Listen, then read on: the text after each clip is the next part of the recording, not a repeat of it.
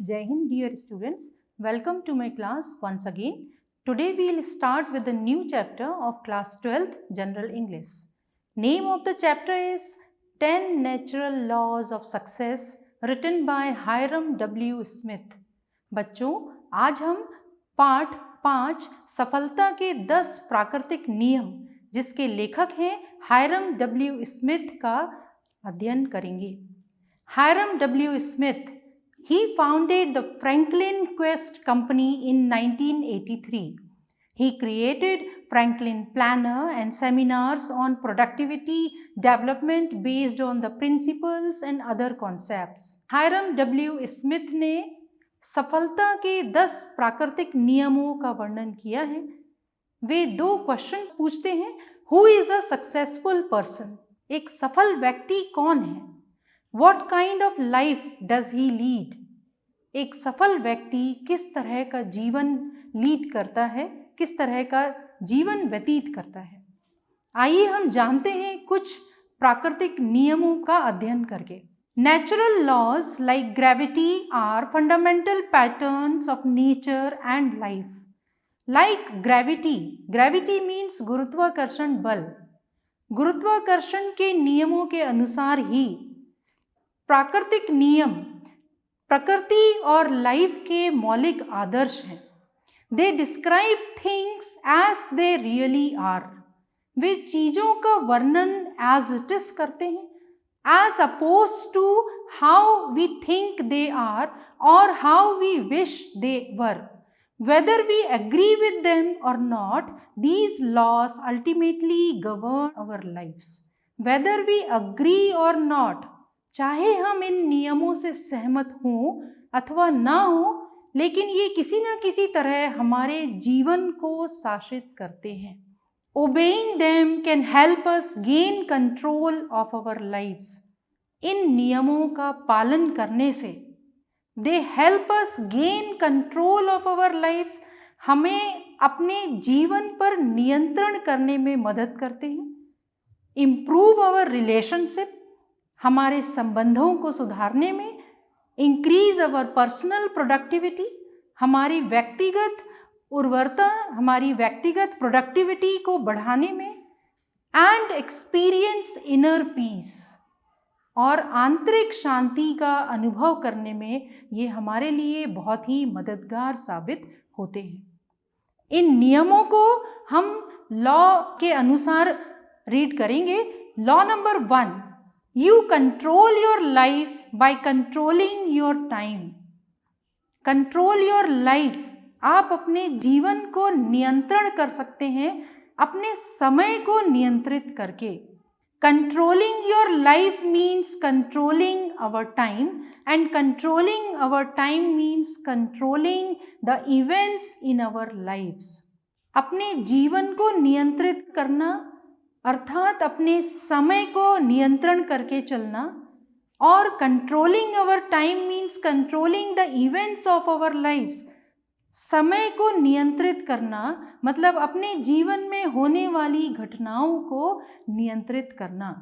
You need to stop thinking time management and start thinking event control. आपको time management, समय नियंत्रण करने के बारे में सोचना बंद करके इवेंट कंट्रोल के बारे में सोचना शुरू करना होगा। अपने जीवन में होने वाली घटनाओं को यदि आपने नियंत्रित कर लिया तो समय अपने आप व्यवस्थित हो जाएगा। Too often we think time management has something to do with our watches. हम सोचते हैं कि टाइम मैनेजमेंट का संबंध हमारी घड़ियों से है। The only thing a watch tells you is how long it takes the sun to go across the sky. घड़ी हमें सिर्फ ये बताती है कि सूर्य जो है इस आकाश को नापने में सूर्य को कितना समय लगता है। But events can I control? Focusing on controlling the events of our lives makes all the differences. लेकिन आप अपने समय को नियंत्रित करके अपने जीवन को नियंत्रित करते हैं, पर अपने जीवन की घटनाओं पर नियंत्रण पर फोकस करने से ही जीवन में बहुत अंतर आता है। Law number 2. Your governing values are the foundation of personal success and fulfillment. आपके शासक मूल्य, गवर्निंग वैल्यूज, यानी जिन विचारों को हम मानते हैं और उनका पालन करते हैं, आपके पर्सनल सक्सेस और फुलफिलमेंट का आधार है। Each of us live according to a unique set of governing values. हम सभी गवर्निंग वैल्यूज के एक यूनिक सेट के अनुसार जीवन जीते हैं। These values are the things that are most important to you. ये वैल्यूज वे चीजें होती हैं जो आपके लिए बहुत मायने रखती हैं। They are represented by the clearest answers you can give to these questions. What are the highest priorities in my life? ये कैसे पता चलती हैं? इन प्रश्नों के साफ उत्तर देने से गवर्निंग वैल्यूज का पता चलता है। What are the highest priorities? मेरे जीवन की प्राथमिकताएं क्या हैं और उन प्राथमिकताओं में भी मैं किसकी सबसे ज़्यादा वैल्यू करता हूँ। And of these priorities, which do I value most? Even though our governing values are our highest priorities, there often exists a gap between these ideals and our present realities. मेरे जीवन में प्राथमिकताएं क्या हैं और उन प्राथमिकताओं में से मैं किसकी सबसे ज़्यादा वैल्यू करता हूँ। भले ही हमारी गवर्निंग वैल्यूज़ हमारी हाईएस्ट प्रायोरिटीज़ हों, लेकिन हमारे जीवन में हमेशा ही आदर्शों और वर्तमान रियलिटीज़ में अंतर बना रहता है। Our performance relating to those value is never perfect. उन वैल्यूज से रिलेटेड हमारी परफॉर्मेंस कभी परफेक्ट नहीं होती। But as we improve, we bring together what we do and what we value. पर जैसे जैसे हम इम्प्रूव करते हैं, हम अपने आदर्शों और जो हम करते हैं उन सबको एक साथ लेकर आते हैं। Law number 3. When your daily activities reflect your governing values, you experience inner peace.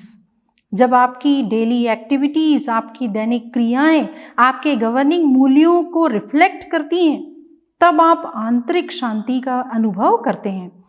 Once you identify your governing values, you must do something about them. एक बार यदि आप अपने इन मूल्यों को पहचान लेते हैं, आपको उसके लिए अवश्य ही कुछ करना चाहिए।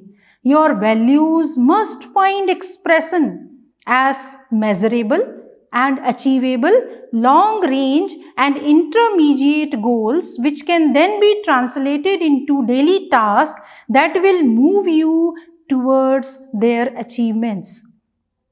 आपकी वैल्यूज को माप सकना तथा लॉन्ग रेंज और मध्यम लक्ष्यों में अवश्य ही व्यक्त होना चाहिए, जो कि बाद में डेली टास्क में बदले जा सके, और ऐसा करना आपको उनकी प्राप्ति की ओर ले जाता है।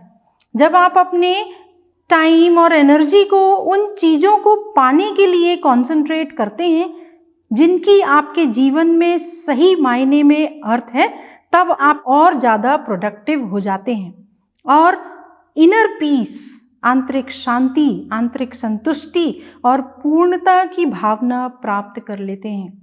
As you concentrate your time and energy on achieving tasks that have real meaning in your life, you become more productive and achieve inner peace, a sense of fulfillment and unity. Law number 4. To reach any significant goal, you must leave your comfort zone. किसी भी निश्चित गोल तक पहुंचने के लिए आपको अपने comfort zone को छोड़ना पड़ेगा। एक्सटर्नल और physical comfort zones are easy to understand. बाहरी या भौतिक अथवा शारीरिक कंफर्ट जोन समझने में बहुत आसान है, लेकिन इसका मतलब यह नहीं है कि हमारे पास कंफर्ट जोन के केवल इतने ही प्रकार हैं। But they are by no means the only type of comfort zones we have. Sometime we develop mental, emotional, social और साइकोलॉजिकल कंफर्ट जोन्स। कभी कभी हम मानसिक, भावनात्मक, सामाजिक और मनोवैज्ञानिक कंफर्ट जोन भी डेवलप कर लेते हैं। These can be much more difficult to leave than our physical comfort zones. हमारे फिजिकल कंफर्ट जोन्स को छोड़ने से ज़्यादा कठिन है in mental, emotional, social and psychological comfort Jones को छोड़ना। Leaving our comfort Jones requires effort and commitment. प्रयत्न और प्रतिबद्धता से, एफर्ट बहुत प्रयास, कमिटमेंट डिटर्मिनेशन प्रतिबद्धता से हम अपने कंफर्ट जोन से बाहर निकल सकते हैं। आइए बच्चों, इस बात को हम एक छोटी सी कहानी के थ्रू समझने की कोशिश करते हैं। बहुत समय पहले एक गुरु अपने शिष्य के साथ घूमने बाहर निकलते हैं। उस गुरु ने रात गुजारने के लिए शिष्य को जगह ढूंढने भेजा। शिष्य को एक जगह मिली। वहाँ पे एक गरीब परिवार रहता था। शिष्य और गुरु उस घर गए। वहाँ पे रहते गरीब परिवार ने गुरु और शिष्य का स्वागत किया। उस परिवार ने दूध और दूध से बनाया गया भोजन गुरु और शिष्य को दिया। गरीबी में भी उनकी उदारता देखकर शिष्य खुश हुआ। भोजन के बाद गुरु ने उस परिवार से पूछा कि आप अपना गुजरान कैसे चलाते हो। तो उस परिवार ने कहा कि हमारे पास एक भैंस है, उस भैंस का दूध हम बेचते हैं और जो बचता है वो हम इस्तेमाल कर लेते हैं और ऐसे ही हमारा गुजरान चलता है। रात को सोने से पहले गुरु ने शिष्य से कहा कि जाओ जाकर उस भैंस को खाड़ी से फेंक दो। शिष्य बोला कि ये आप क्या कह रहे हैं, भैंस पर तो उनका पूरा गुजरान चलता है और वो भैंस नहीं रही तो उनके पास कुछ भी नहीं रहेगा। लेकिन गुरु ने अपने शिष्य को फिर से आदेश दिया, जाओ जाकर उस भैंस को मार डालो। गुरु का आदेश मानते हुए उस शिष्य ने भैंस को मार डाला। उसके कुछ साल बाद गुरु की मृत्यु हो जाती है और शिष्य था वो गुरु बन जाता है। शिष्य फिर से वहीं जाता है जहाँ गरीब परिवार रहता था।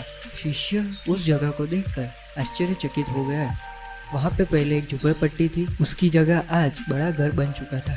उस घर में से एक व्यक्ति निकला। उस व्यक्ति को देखकर शिष्य उनके पास गया। उस गुरु बन चुके शिष्य ने उस आदमी से कहा, कैसे हैं आप लोग, हम पहले भी यहाँ आ चुके हैं। उस व्यक्ति ने उस गुरु को रात गुजारने के लिए आमंत्रित किया। रात के भोजन के बाद गुरु ने उस व्यक्ति से पूछा कि आपका भाग्य कैसे बदल गया। तो उस व्यक्ति ने कहा कि हमारे पास एक भैंस थी और हम उसी के सहारे जी रहे थे, लेकिन एक दिन वो भैंस मर गई। उसके बाद हमें जीने के लिए कुछ ना कुछ तो करना ही था ना, इसी वजह से हमने कुछ नया करने का सोचा। वो व्यक्ति बोला कि वो घटना हुई थी, वो श्रेष्ठ घटना थी, क्योंकि उस भैंस के मरने के बाद हमने बहुत कुछ नया किया और आज हम यहाँ तक पहुँचे हैं। शिष्य को अब समझ में आया कि उनके गुरु ने एक भैंस को मारने के लिए क्यों कहा था, क्योंकि भैंस की वजह से वो परिवार कुछ करने के बारे में सोच ही नहीं रहा था और आगे बढ़ नहीं रहा था। भैंस परिवार के लिए बाधा रूपी काम कर रही थी। अब शिष्य को पछताने के बदले शांति की अनुभूति हो रही थी। तो इस स्टोरी में कंफर्ट जोन एक भैंस थी जिससे वो परिवार कमाता था और उसी एक भैंस पे पूरी जिंदगी निर्भर रहते। इसी तरह हमारी जिंदगी में भी बहुत सी चीजें हमें आगे बढ़ने नहीं देती और हमको पता भी नहीं चलता कि उस चीज की वजह से हम आगे नहीं बढ़ पा रहे हैं। Law number 5, daily planning leverages time through increased focus. Daily planning means दैनिक योजना ध्यान को अधिक केंद्रित करने के द्वारा समय को अधिक प्रभावित करने में सक्षम हो सकती है। Investing a little time in certain activities can free up time throughout the rest of the day. कुछ निश्चित क्रियाकलापों में थोड़े से समय का नियोजन करने से संपूर्ण दिन में समय को उपलब्ध करा सकता है। यदि आप छोटा सा समय भी किसी काम को देते हैं तो आपको पूरे दिन बहुत सारा समय मिलेगा। A daily planning session can act as a time level. Daily planning session means दैनिक योजना सत्र जो है समय संतुलन के रूप में कार्य करता है। The cost is small, only 10 to 15 minutes a day, but you will enjoy many benefits all day long. कीमत बहुत कम है, केवल 10 से 15 मिनट प्रतिदिन।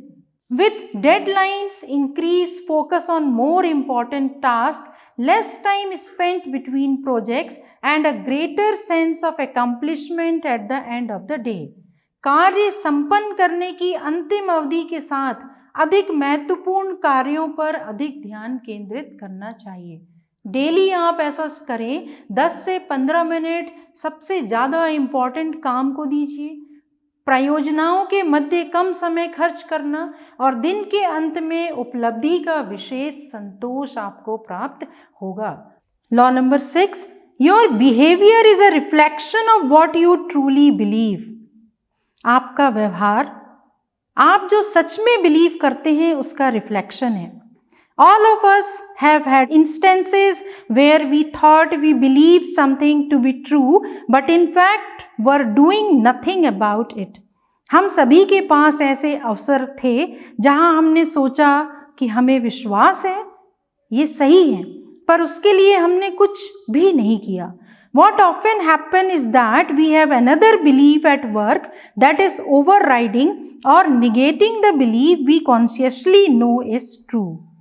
प्राय ऐसा होता है कि हमारे ऊपर दूसरा विश्वास काम कर रहा होता है जो कि उस सही विश्वास को, जिसे हम पूरी चेतना से जानते हैं कि यह सही है, दबा रहा होता है, नकार रहा होता है तथा निष्क्रिय कर देता है। If we can remove the deep-seated incorrect belief, then our behavior will start to come in line with the correct belief. यदि हम उस गहरे बैठे हुए गलत विश्वास को हटा लें तो हमारा व्यवहार सही विश्वास के द्वारा निर्धारित होना शुरू हो जाएगा। In general, our behavior reflects what we really believe, and if our behavior doesn't reflect a consciously stated belief, we should take a careful look at our conflicting beliefs. सामान्यतः हमारा व्यवहार रिफ्लेक्ट करता है जो हम रियली वास्तव में होते हैं, और यदि हमारा व्यवहार सचेत अवस्था के विश्वास को नहीं दर्शाता तो हमें सावधानी पूर्वक अपने विपरीत कॉन्फ्लिक्टिंग विश्वासों पर ध्यान देना जरूरी होगा। Law number 7, you satisfy needs when your beliefs are in line with reality. आप तभी अपनी ज़रूरतों को संतुष्ट करते हैं जब आपकी आस्थाओं का मेल वास्तविकता से हो। How can you tell whether a belief, attitude or opinion is correct? आप कैसे कह सकते हैं कोई आस्था, व्यवहार या राय सही है?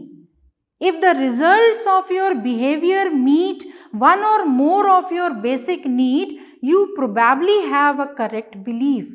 यदि आपके व्यवहार के परिणाम से आपकी एक या अधिक मौलिक आवश्यकताओं की पूर्ति हो जाती है तो संभवतः आपकी आस्था बिल्कुल सही थी।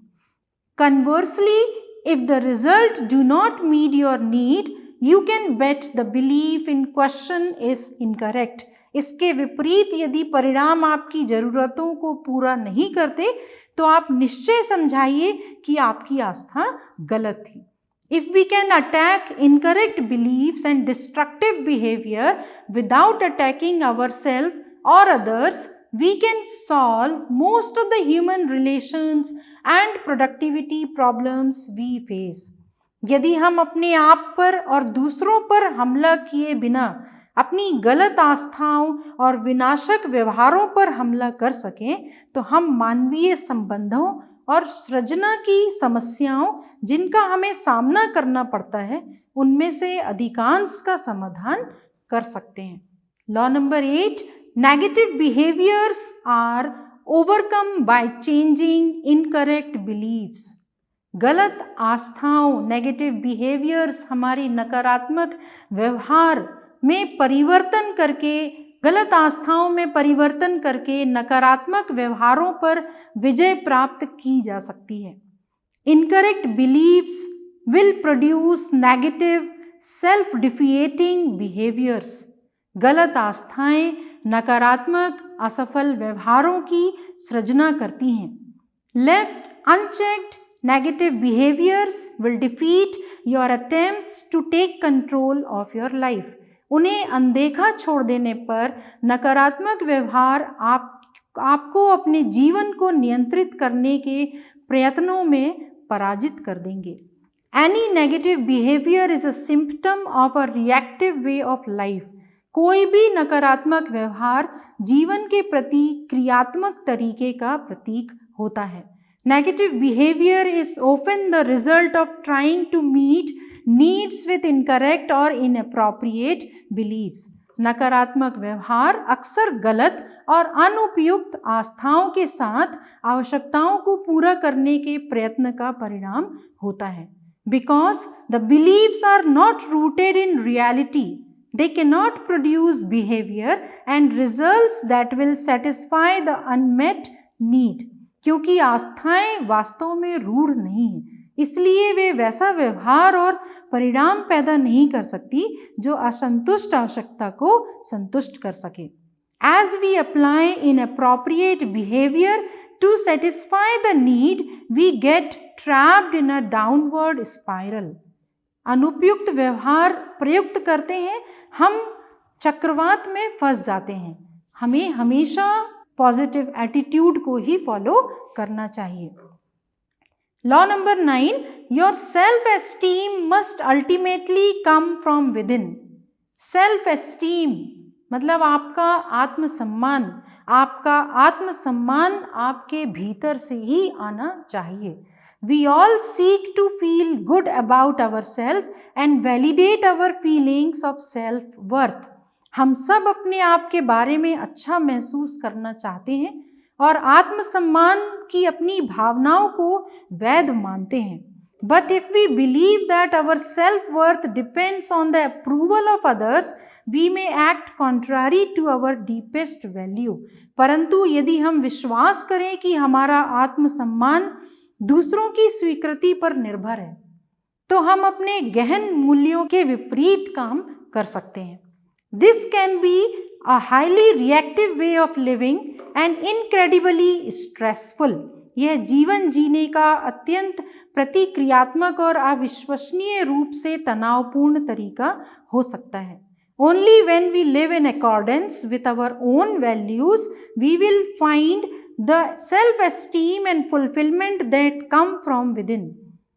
भीतर से आने वाले आत्मसम्मान और संतोष को हम तभी प्राप्त कर सकते हैं जब हम अपने मूल्यों के अनुसार जीवन जिए। Law number 10, give more and you will have more. जितना अधिक दोगे उससे उतना कहीं अधिक तुम पाओगे। When we have an excess of anything, जब कभी भी हमारे पास किसी चीज की अधिकता हो, चाहे वह wealth, talent, knowledge, ability, experience, जैसे कि धन, टैलेंट मीन्स आपका प्रतिभा, ज्ञान, योग्यता या अनुभव, we have an obligation to share that access with others in ways that make a difference. इन सब की अधिकता होने पर हम इस अधिकता को दूसरों के साथ इस प्रकार बांटें जिसमें कुछ विशिष्टता हो। यदि हम सभी इस प्रकार बांट कर चलें तो संसार की अधिकांश समस्याओं का समाधान हो सकता है। If we all share in this way, most of the world's problem could be solved. यदि हम अधिकतम चीज़ों को दूसरों के साथ मिलजुल कर बांट कर जीना सीख लें तो संसार की बहुत सारी समस्याएं सॉल्व हो जाएं। When we find ways to share our access with others, especially if they show through hard work, loyalty, creative talent, or even friendship that they deserve a portion of it, that access will grow faster than if we hoard it for ourselves. जब हम अपने अधिकता को दूसरों के साथ विभाजित करने के तरीके मिल जाएं, विशेषकर उनके साथ जो कठिन परिश्रम करते हैं, जिनमें निष्ठा और सृजनात्मक प्रतिभाएं हैं, या यहाँ तक कि मैत्री भाव हो, फ्रेंडली बिहेवियर हो, और जो इसके सहभागी होने की पात्रता रखते हैं, तो वह अधिकता अपने पास जमा रखने की अपेक्षा अधिक तेजी से बढ़ेगी। जैसे कि आप अपना ज्ञान दूसरों को बांटेंगे तो आपका स्वयं का ज्ञान और भी अधिक बढ़ेगा। तो बच्चों, ये 10 नियम हैं, 10 प्राकृतिक नियम हैं जो बहुत ही अधिक महत्वपूर्ण हैं। These 10 laws work in your life. I know this from my own experience and from the experience of thousands of others who have put them to the test.